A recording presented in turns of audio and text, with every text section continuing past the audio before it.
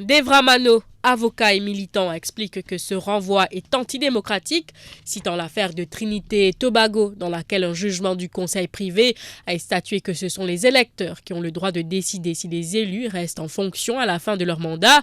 Devra Mano insiste que renvoyer les élections municipales est contraire à la loi et prive les électeurs de leurs droits démocratiques. Le problème pour moi, c'est qui est capable de renvoyer l'élection municipale là, mais pour moi, il y a une affaire qui est antidémocratique et une fait gagner un jugement privé comme Trinidad et Tobago qui montrait, qui dit que c'est l'électorat ce droit pour choisir ce bon conseiller municipal, même si, comment dire, pas législatif, les plus hautes instances, pour comment dire, décider de la loi, décider de bill, etc. Le problème, c'est qu'il n'est pas capable de rester à droit démocratique de la même citoyen pour choisir ce représentant au niveau de la ville, village et district. Aditi Locke, écologiste, abonde dans le même sens. Ce renvoi, dit-elle, va effectivement à l'encontre de la démocratie. Elle soutient qu'on ne peut continuer à étouffer la voix des citoyens et que présenter un tel projet de loi à l'approche des élections municipales est une violation au droit de vote. Il y a un aspect plus contre la démocratie à Maurice. Il continue depuis un moment. Il continue à bailler la voix d'un citoyen. Ou pas capable à la veille, quand on peut dire, supposément, vers une élection municipale qui n'a pas fini depuis 2016, depuis 7 ans, ou venir avec un projet de loi comme prétexte qui vous faire dans les autres de la ville. Non, on peut tenir élection municipale à ce là quand disposer Dieu, et que ça, il n'y a aucun droit de vote, il intolérable. Joël Toussa, ancien journaliste, soutient pour sa part que le report des élections municipales prive la population de leur droit à la liberté d'expression.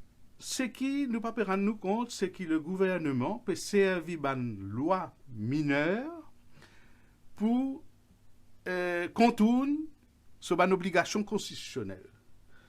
Et dans ces histoires-là, où il y a section 13 et section 12 de la Constitution qui relève de l'opinion qui est un droit individuel et l'expression, dans section 12, de ça l'opinion-là.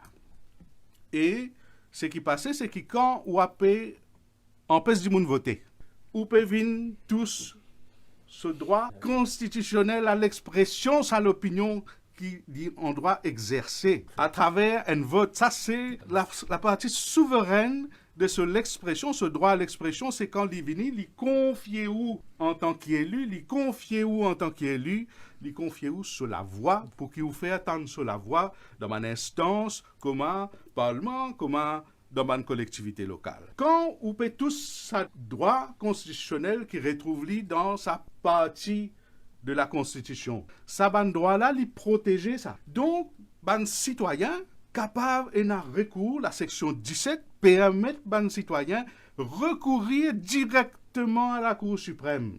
Et un juge capable prend ça aussitôt.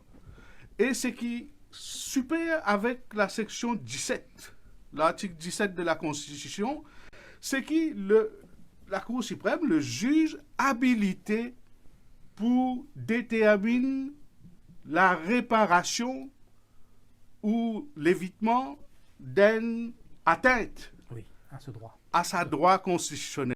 Pour plus de vidéos, cliquez sur like, abonnez-vous en cliquant sur subscribe et activez la cloche de notification pour rester informé.